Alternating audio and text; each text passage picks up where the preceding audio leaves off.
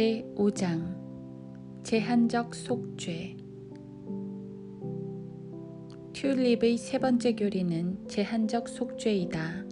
제한적 속죄는 요한복음 10장 11절에 나는 선한 목자라 선한 목자는 양들을 위하여 자기 생명을 내어놓으나 라고 하신 말씀과 에베소서 5장 25절에 그리스도께서 교회를 사랑하셔서 교회를 위하여 자신을 주신 것 같이 라는 말씀에 근거를 두고 있다. 존 칼빈의 잘못된 가르침 가운데서도 가장 불경스럽고 가장 잘못된 것이 이것이다. 예수 그리스도께서 오직 선택된 자들만을 위해서 죽으셨고 하나님께서 택하신 사람들 외에는 그 누구를 위해서도 한 방울의 피도 흘리지 않으셨다는 이 같은 주장은 하나님께 대한 추악한 불경이다. 이상하게도 칼빈은 아브라함과 이삭, 야곱, 다윗, 그리고 모세가 결코 그리스도 안에 있지도 않았으며 그리스도 안에서 선택되지도 않았고 그분의 형상과 일치되기 위하여 예정된 것도 아니라는 사실은 미처 생각해내지 못했다. 칼빈은 그가 읽은 성경을 왜곡시켜 그리스도께서 단지 선택된 자들만을 위해서만 죽으셨다고 하는 제한적 속죄를 가르친 것인데, 물론 성경은 그것이 비성경적이며 어리석기 짝이 없는 말이라는 것을 분명히 하고 있다. 칼빈은 오직 선택된 자들만이 회개할 수 있다고 가르쳤지만 성경에는 어떻게 기록되어 있는가? 우리는 복음서에서 만일 투로와 시돈이 카퍼나움과 같은 기회를 가졌더라면 회개하였으리라 고 기록된 말씀을 볼 수가 있다. 마태복음 11장 21에서 24절. 만일 그들이 회개하였더라면 그들은 선택된 자들이었을 것이다. 칼빈에 의하면 선택된 자들만이 회개할 수 있기 때문이다. 그러나 그들이 선택된 자들이 아니라면 주님께서는 그들이 회개했을 것이라고 말씀하셔서는 안 된다. 왜냐하면 칼빈에 따르면 창세 전에 선택받지 못한 자들은 회개할 수 없기 때문이다. 투로와 시돈의 회개와 관련된 말씀은 칼빈의 교리를 전혀 지지하지 않는 것이다. 요한복음 10장 11절을 근거로 하여 나온 제한적 속죄의 교리는 불완전한 구절이나 문맥의 관점에서 완전한 구절과 진수를 해석하려고 성경 말씀을 남용한 데서 비롯된 것이다. 이는 말할 것도 없이 불합리한 것이다. 완전한 진술은 법정 안에서든 밖에서든 성경 내에서든 밖에서든 상식 안에서든 밖에서든 결코 불완전한 진술의 관점에서 해석될 수 없기 때문이다. 칼빈주의자들은 이 제한적 속죄를 증명하기 위하여 다음과 같은 네 가지 논쟁을 일삼고 있다. 첫째, 그들은 온 우주를 구원하기 위한 보편적인 속죄에 관해 논쟁을 벌인다. 예수 그리스도께서 모든 사람을 위해서 죽으셨다면 모든 사람이 구원받아야 된다는 만인 구원론에 관한 것인데, 이러한 구원론은 말도 되지 않기 때문에 보편적인 속죄는 틀린 교리라는 것이다. 그들의 이러한 주장은 보편적인 속죄와 비성경적인 만인 구원론을 결부시킨 데서 나온 비정상적인 논리이다. 둘째, 그들은 죄에 대해서 2번 죄값을 지불한다는 것에 관해 논쟁을 벌인다. 만일 예수 그리스도께서 모든 사람의 죄값을 지불하셨다면 어떻게 지옥에 가서 죄값을 지불하는 사람이 나올 수 있는가? 라는 질문을 던지는 것이다. 그렇게 되면 한 가지 죄에 대해 2번 죄값을 지불하는 것이 되어버리는데 어떻게 그런 일이 일어날 수 있느냐는 논리이다. 그들은 이러한 궤변을 근거로 예수 그리스도께서 모든 사람들을 위해서 죽지 않으셨다고 주장하는데, 이 주장에 따르면 어떤 사람들은 예수 그리스도의 속죄와 무관하기 때문에 무조건 지옥에 던져져 자신들의 죄값을 지불하게 된다. 셋째, 그들은 아담과 예수 그리스도와의 관계에 관해 논쟁을 벌인다. 아담의 죄로 인해 모든 사람이 정죄받는 것은 불가능하다고 주장하며 그들이 이렇게 주장하는 실제 의도는 예수 그리스도의 의가 모든 사람을 구원할 수 없다고 말하려는 데 있다. 즉, 예수 그리스도의 의가 실제로 모든 사람을 구원하는 것이 아니라 예수 그리스도께서 선택된 특정 사람만을 위하여 죽으셨으므로 그 선택된 사람들만을 구원하신다는 것이다. 그렇기에 그들은 아담과 예수 그리스도를 비교하면서 제한적 속죄를 증거하려고 하는데 아담의 죄가 모든 사람에게 영향을 미치는 것이 아니기 때문에 예수 그리스도의 속죄 또한 모든 사람을 위한 것이 아니라고 주장하는 것이다. 넷째, 그들은 믿지 않는 죄에 관한 논쟁을 벌인다. 만일 예수 그리스도께서 모든 죄인을 위해 죽으셨다면 거기에 믿지 않는 죄도 포함되는가? 예수 그리스도께서 모든 사람을 위해 죽으셨다면 하나님께서 어떻게 그 사람들이 믿지 않는 것을 탓할 수 있는가? 라고 묻는 것이다. 주님께서 모든 죄를 위해 죽으셨다면 주님은 믿지 않는 죄를 위해서도 죽으신 것이라는 말인데 그들은 이런 말도 안 되는 궤변을 일삼으며 자신들의 거짓 교리를 증명하려 하는 것이다. 칼빈주의자들이 이와 같이 제한적 속죄를 증거하기 위해 사용하는 4가지 논쟁 사항은 일고의 가치도 없는 것들이다. 그러나 그들은 제한적 속죄를 성경적인 교리로 만들기 위해 속죄와 속죄의 적용이 동시에 일어난다는 교리를 또 만들어냈다. 창세 전에 택함받은 사람들만 구원을 받고 십자가 이후에는 그 외에 어떤 사람에게도 속죄가 적용되지 않게 하려고 만든 교리인데, 즉 주님께서 갈보리 십자가에서 속죄하시는 순간 그 속죄가 창세 전에 택함받은 사람들에게 적용되었다는 가르침이다. 예수 그리스도의 보편적인 속죄를 부정하려고 고안된 이것은 창세 전에 택함받았다는 사람들이 십자가 이후에 성령에 의해 강제로 거듭난다는 저항할 수 없는 은혜의 교리와 별개로 다뤄진다. 즉 그들은 속죄의 적용과 거듭남을 분리해서 가르치는 것이다. 그러나 성경에 따르면 예수 그리스도의 속죄의 피가 적용되어 죄인을 씻는 일은 그의 거듭남과 동시에 일어나는 일이다. 속죄의 적용과 거듭남은 갈보리 십자가 이후에 일어나는 동시적인 사건인 것인데 성경은 이것을 가리켜 중생의 씻음, 디도서 3장 5절이라고 말씀한다. 우리가 행한 의로운 행위에 의하지 않고 그의 자비하심에 따라 중생의 씻음과 성령의 새롭게 하심으로 우리를 구원하셨으니 디도서 3장 5절. 즉 성령께서 죄인을 거듭나게 중생하실 때 그를 예수 그리스도의 피로 씻어주신다는 것이다. 속죄의 적용 따로 거듭남 따로는 성경에 없는 교리이다. 그러한 것을 가르치는 칼빈주의는 철저히 비성경적인 이단 교리인 것이다. 어쩌면 신성모독적인 말로 들릴지 모르지만 예수 그리스도의 속죄 그 자체로는 그 어떤 사람도 구원할 수가 없다. 속죄가 이루어졌으면 반드시 속죄의 적용이 있어야 하는 것이다. 성경은 속죄와 속죄의 적용 시점이 각각 다르다는 것을 증거하고 있는데 이를 잘 설명해 주는 것이 출애굽기 12장의 유월절 의식이다. 출애굽기 12장 6절에 보면 이스라엘 백성이 유월절 양을 잡았다는 사실을 알 수 있는데 그 구절은 같은 달 14일까지 간수했다가 이스라엘 회중의 전체 모임에서 저녁 때에 그것을 잡을지니라고 말씀하고 있다. 이것은 속죄이다.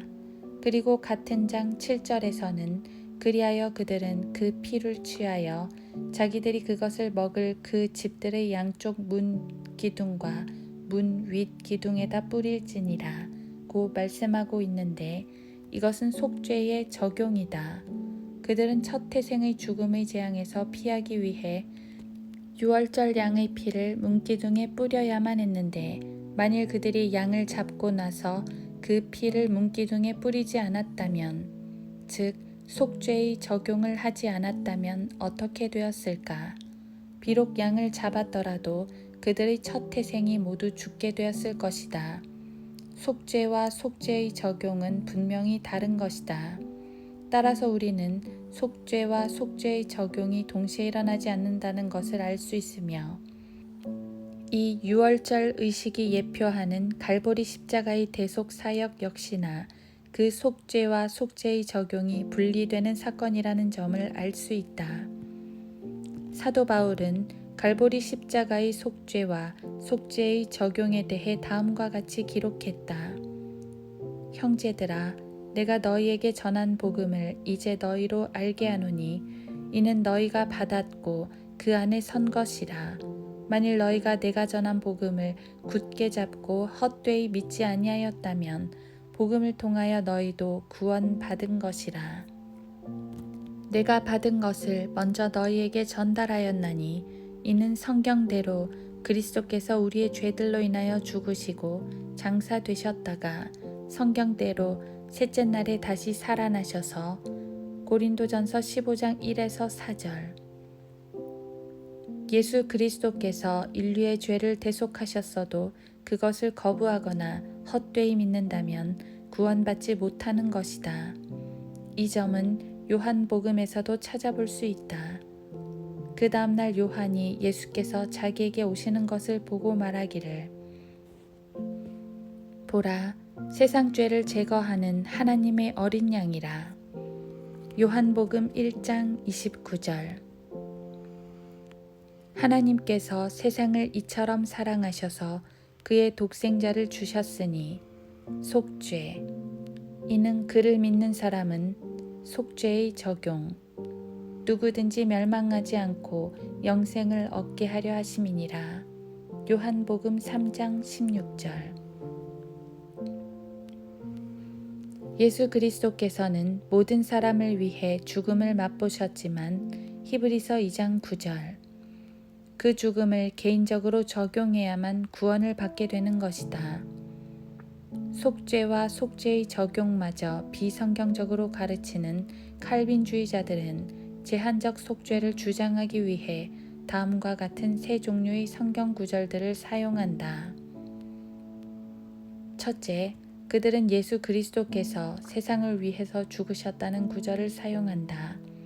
그런데 그들은 제한적 속죄를 가르치면서도 어떻게 예수 그리스도께서 세상을 위해서 죽으셨다는 구절을 사용할 수 있는가? 당신이 믿든지 안 믿든지 그들은 그렇게 하고 있다. 당신이 예수 그리스도께서 세상의 모든 사람들을 위해서 죽으셨다라고 말하면 그들 칼빈주의자들은 말꼬리를 붙잡고서 자신들의 교리를 옹호하려 할 것이다.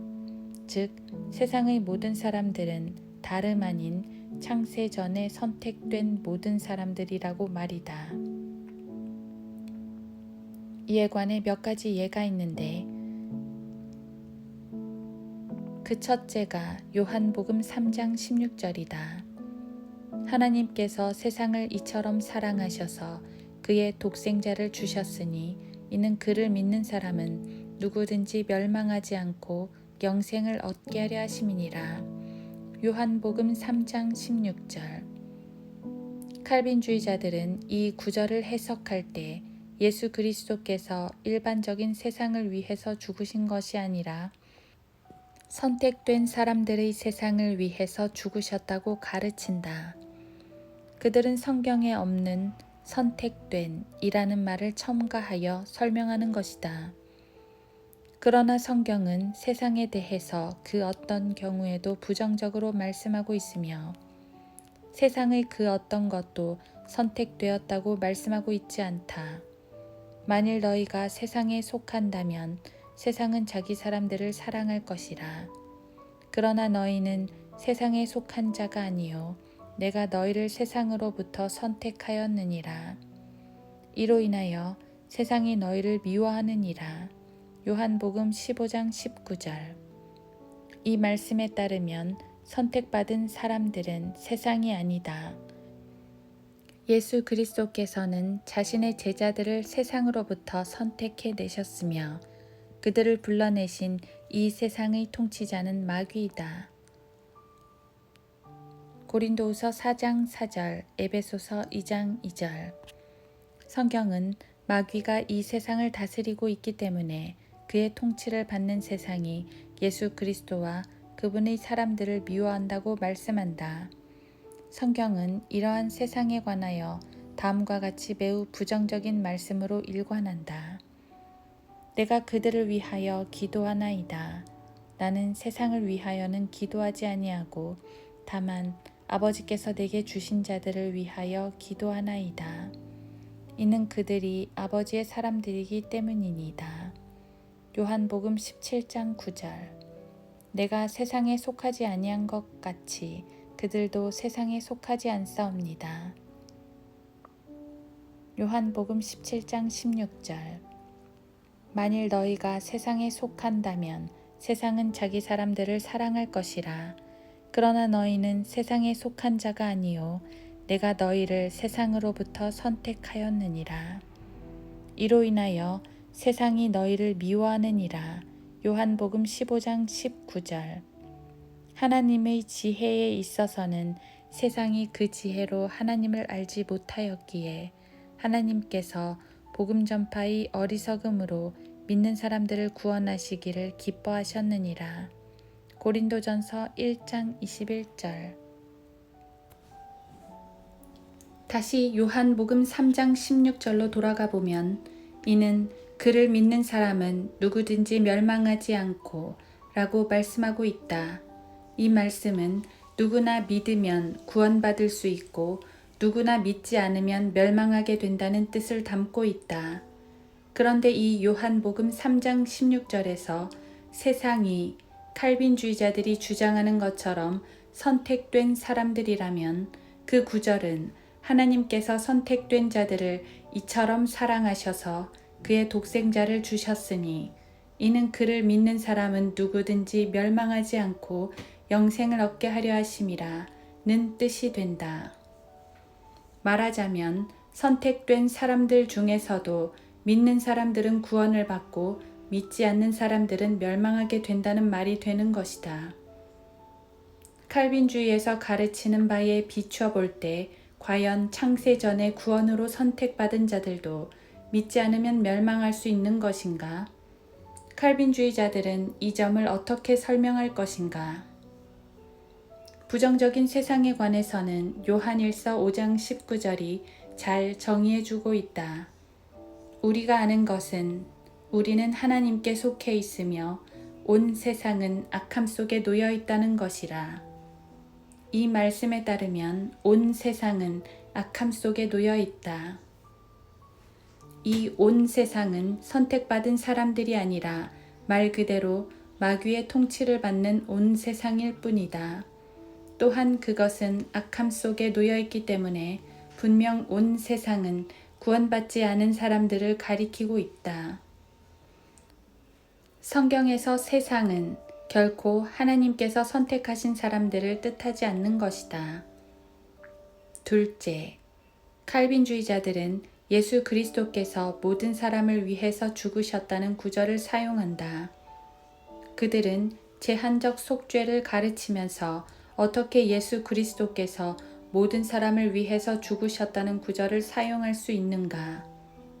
물론 칼빈주의자들은 제한적 속죄를 가르칠 때 예수 그리스도께서 모든 사람을 위해서 죽으셨다는 구절을 자신들이 직접 사용하지는 않는다. 그들을 반박하는 사람들이 분명 그러한 구절들을 사용할 것이기 때문에 그들은 자신들이 불리해질 경우를 대비해 그들만의 설명을 준비해 놓고 있는 것이다. 이 유형에 관한 대표적인 예가 디모데전서 2장 6절이다. 그가 모든 사람을 위하여 자신을 몸값으로 내어주셨으니 때가 이르면 증거되리라. 디모데전서의 이 구절은 예수 그리스도께서 자신을 모든 사람을 위하여 몸값으로 내어주셨다 라고 말씀하고 있다. 칼빈주의자라면 이곳의 모든 사람을 어떻게 생각할까? 짐작하겠지만 그들은 모든 사람을 모든 선택된 사람들이라고 생각한다. 그러나 성경은 같은 장에서 모든 사람이 선택된 사람이 아님을 천명하고 있다. 디모데전서 2장 1, 2절을 보라. 그러므로 내가 무엇보다도 먼저 권하노니 모든 사람을 위하여 간구와 기도와 중보와 감사를 하되 왕들과 권세 있는 모든 사람을 위하여 하라. 이는 우리가 모든 경건과 청렴함 가운데 평온하고 조용한 생활을 하려 함이라. 2장 6절의 모든 사람은 1절과 2절의 모든 사람, 즉 모든 사람과 왕들과 권세 있는 모든 사람을 포함한다. 당신은 1, 2절의 모든 사람이 선택받은 사람들이라고 생각하는가? 왕들과 권세자들이 다 선택받은 사람들인가? 결코 그렇지 않다. 그들은 2절의 우리 바울을 포함한 구원받은 성도들과 대조되는 사람들로서 결코 선택받은 사람들이라고 말할 수 없다. 마지막으로 칼빈주의자들은 예수 그리스도께서 특정한 사람들을 위해서 죽으셨다는 구절을 사용한다. 이러한 구절들은 칼빈주의자들의 구미를 몹시도 당기기 때문에 그들은 다음과 같은 구절을 적극적으로 활용한다. 그녀가 한 아들을 낳으리니 너는 그의 이름을 예수라 하라. 이는 그가 자기 백성을 그들의 죄들에서 구원할 것이기 때문이니라. 마태복음 1장 21절. 칼빈주의자들은 자기 백성을 예외 없이 선택된 자라고 주장한다. 아더 핑크는 이 자기 백성을 이스라엘뿐만 아니라 아버지께서 그에게 주신 모든 자라고 주장했지만 그것은 그의 생각일 뿐이다. 누가 자기 백성인지는 성경 스스로 해석해 주기 때문이다. 그가 세상에 계셨고 세상이 그에 의해서 지은 바 되었으나 세상은 그를 알지 못하더라. 그가 자기 백성에게 오셨으나 자기 백성이 그를 영접하지 아니하더라. 요한복음 1장 10, 11절. 자, 이 구절에 따르면 자기 백성이 누구인가? 본문의 자기 백성이 창세전에 선택된 사람들인가? 선택된 사람들이 그분을 몰랐고 그분을 영접하지 않았다는 말인가? 분명히 말하지만 이곳의 자기 백성은 일반적인 이스라엘 백성을 언급하는 것이지 선택된 이스라엘을 말하는 것이 아니다. 이스라엘의 주 하나님을 송축하라. 이는 주께서 자기 백성을 돌아보아 구속하셨으며 누가복음 1장 68절. 자기 백성은 분명 이스라엘인 것이다. 다음은 사도행전 20장 28절과 에베소서 5장 25절이다. 그러므로 너희 자신을 조심하고 모든 양떼에게도 그리하라. 이들을 위하여 성령께서는 너희를 감독자들로 세우셨으며 하나님께서 자신의 피로 사신 하나님의 교회를 돌보게 하셨느니라. 사도행전 20장 28절. 남편들아, 너희는 자기 아내를 사랑하되 그리스도께서 교회를 사랑하셔서 교회를 위하여 자신을 주신 것 같이 하라. 에베소서 5장 25절. 칼빈주의자들은 이 구절들을 근거로 그리스도께서 자신을 주신 것은 교회이지 세상이 아니라고 주장한다. 그러나 그리스도께서 모든 다른 사람들을 제외시키고 오직 교회만을 위해 죽으셨다는 것은 성경의 진리에 역행하는 일이다. 예수 그리스도께서는 모든 사람들, 특히 믿는 사람들의 구주이시기 때문이다. 디모데전서 4장 10절. 예수 그리스도께서는 믿는 사람들, 교회 뿐만 아니라 모든 사람들, 모든 죄인들의 구주이신 것이다. 갈라디아서 6장 10절도 이 구분을 강력하게 증거하고 있다. 그러므로 기회가 닿는 대로 모든 사람에게 선을 행하되 특히 믿음의 가족들에게 할지니라. 칼빈주의자들의 주장처럼 예수 그리스도께서 제한적 속죄를 하신다는 것은 사실상 불가능한 일이다. 만일 주님께서 제한적 속죄를 하시기를 원하셨다 할지라도 그분은 실제로 그것을 하실 수가 없었을 것이다. 왜냐하면 주님께서는 스스로를 가리켜서 인자라고 부르셨기 때문이다. 예수께서 그에게 말씀하시기를 여우들도 굴이 있고 공중의 새들도 보금자리가 있지만 인자는 자기 머리 둘 곳조차 없노라고 하시니라. 마태복음 8장 20절. 예수 그리스도께서 주님 자신을 가리켜서 누구라고 말씀하시는지 주목하라. 주님께서는 스스로를 가리켜서 인자라고 부르신다. 그리고 고린도전서 15장 47절에서는 첫째 사람은 땅에서 나서 흙으로 만들어졌으나 둘째 사람은 하늘에서 나신 주신이라고 말씀하는데 여기서는 둘째 사람이라고 불리신다.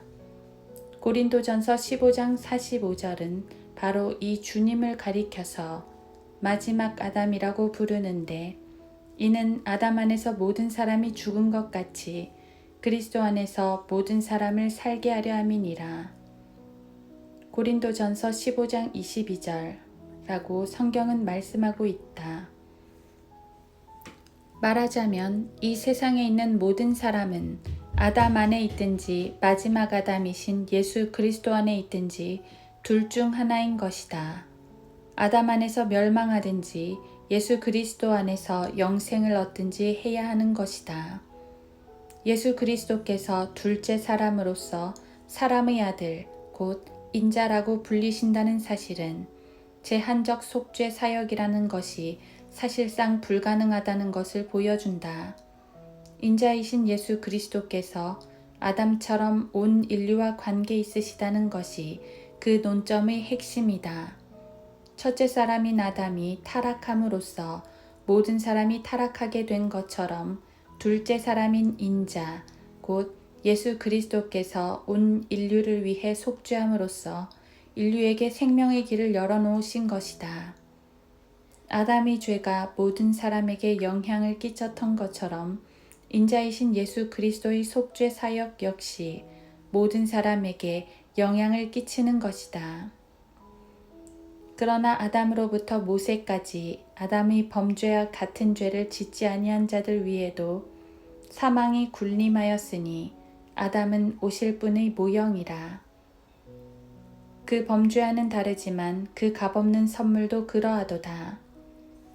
만일 한 사람의 범죄로 인하여 많은 사람이 죽었다면 더욱더 하나님의 은혜와 한 사람 예수 그리스도로 인한 은혜로 말미암은 선물이 많은 사람에게 풍성하였느니라. 또 그것이 범죄한 한 사람으로 인한 것과는 다르지만 그 선물도 그러하도다. 이는 심판은 한 사람으로 말미암아 정죄에 이르렀지만 값없는 선물은 많은 범죄로 인해 의롭다 하심에 이르기 때문이라. 한 사람의 범죄로 말미암아 사망이 그 한 사람으로 인하여 군림하였다면 더욱더 은혜의 풍성함과 의의 선물을 넘치도록 받는 사람들이 한 사람 예수 그리스도로 인하여 생명 안에서 군림할 것이니라. 그러므로 한 사람의 범죄로 말미암아 심판이 모든 사람에게 임하여 정죄에 이른 것 같이 한 사람의 의로 말미암아 값없는 선물이 모든 사람에게 임하여 생명의 의롭다 하심에 이르렀느니라. 한 사람의 불순종으로 인하여 많은 사람이 죄인이 된 것 같이 한 사람의 순종으로 인하여 많은 사람이 의인이 되리라. 로마서 5장 14에서 19절. 그렇다면 칼빈주의자들의 제한적 속죄를 떠나서 예수 그리스도의 속죄가 지니는 성경적 중요성에 대해서 생각해 보도록 하자. 예수 그리스도의 속죄에 대해 가장 먼저 말해야 할 것은 모든 사람이 죄들과 허물 가운데서 죽은 채로 태어난다는 것이다. 허물과 죄들 가운데서 죽었던 너희를 그가 살리셨으니 에베소서 2장 1절. 따라서 예수 그리스도께서 이 세상에 오신 이유는 죄인들을 대신하여 속죄하시기 위한 것이었다. 이 세상에 평화를 가져오려고 오신 것이 아니었다. 그리스도 예수께서 죄인들을 구원하시려고 세상에 오셨다는 이 말씀은 신실하며 온전히 받아들이기에 합당하도다. 죄인들 중에서 내가 우두머리라. 디모데전서 1장 15절. 바로 이것이 예수 그리스도께서 오신 이유이다. 예수 그리스도의 속죄에 관한 구절은 로마서 3장에서도 발견할 수 있다. 거기에는 그분의 속죄만이 하나님의 공의를 만족시킬 수 있다고 되어 있다. 곧 이때에 자기의 의를 선포하심은 자신도 의롭게 되시고 또한 예수를 믿는 자도 의롭게 하려 하심이니라. 로마서 3장 26절. 바로 이것이 갈보리 십자가에서 보이신 하나님의 공의이다. 그런데 공의로우신 하나님께서 하실 수 없는 일이 있으니 그것은 속죄가 아직 치러지지 않았는데 죄인을 용서하시어 그를 의롭다고 하시는 일이다. 갈보리 십자가에서 속죄가 치러지기 전에, 그러니까 창세 전에 죄인을 용서하시고 그를 의롭다고 하셨다는 것은 말도 안 되는 주장인 것이다. 속죄에 대한 구절은 히브리서 10장에 있다. 속죄는 이미 온전하게 완성되었는데 히브리서 10장 10에서 14절은 그에 관한 한 가지 제사, 한 가지 속죄만을 말씀하고 있다. 그 뜻에 따라 모든 사람을 위하여 한 번 예수 그리스도의 몸을 들이심으로 우리가 거룩하게 된 것이라. 제사장마다 매일 서서 섬기며 똑같은 제사를 자주 드리지만 이것으로서는 결코 죄들을 제거할 수 없으나 이분은 한 번의 속죄제를 영원히 드리신 후 하나님의 오른편에 앉으셔서 그 후로는 그의 원수들을 자기 발판으로 삼으실 때까지 기다리시느니라. 이는 그가 한 번의 제사로서 거룩하게 된 자들을 영원히 온전케 하셨기 때문이라. 예수 그리스도께서는 이미 십자가에서 속죄 사역을 이루어 놓으셨다. 다른 속죄는 더 이상 필요 없게 되었다. 속죄에 대한 마지막 내용은 하나님께서는 모든 사람이 구원을 받기를 원하고 계신다는 것이다. 하나님께서는 모든 사람이 구원을 받고 진리의 지식에 이르기를 원하시느니라. 디모데전서 2장 4절. 모든 사람의 구원에 관하여 칼빈의 제한적 속죄를 반박하는 완전한 진술은 디모데전서 2장 6절에서 발견된다. 그가 모든 사람을 위하여 자신을 몸값으로 내어주셨으니 때가 이르면 증거되리라. 당신은 이 구절을 요한복음 10장 11절에 비추어 해석할 수 없다. 왜냐하면 그 구절은 나는 선한 목자라. 선한 목자는 양들을 위하여 자기 생명을 내어놓으나 요한복음 10장 11절 라고 말씀하고 있기 때문이다. 디모데전서의 모든 사람은 문자 그대로 모든 사람인데 반해 요한복음의 양들은 주님께 속한 구원받은 사람들이기 때문이다. 따라서 이 두 구절을 해석하는 올바른 방법은 속죄의 보편적인 대상을 가리키는 디모데전서 2장 6절을 먼저 읽고 속죄의 특정 대상을 가리키는 요한복음 10장 11절을 읽는 것이다.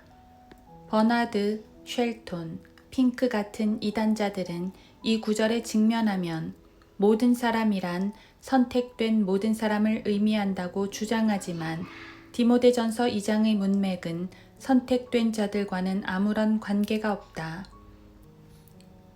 2절의 권세 있는 모든 사람은 선택된 자들이 아니며 4절의 모든 사람이 구원을 받고 라는 말씀 역시 선택된 자들을 대상으로 하는 것이 아니다.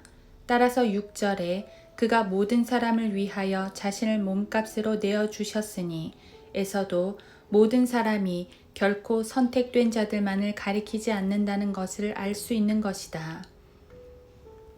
이처럼 칼빈주의자들은 극단적 세대주의자들과 그리스도의 교회 장로들과 마찬가지로 우리가 문맥이라고 부르는 것을 다루지 못해 큰 곤란을 겪고 있다. 그들은 사실 아닌 것을 증명하기 위해 본문을 오용하는 데 있어서는 로마 카톨릭을 닮은 것이다.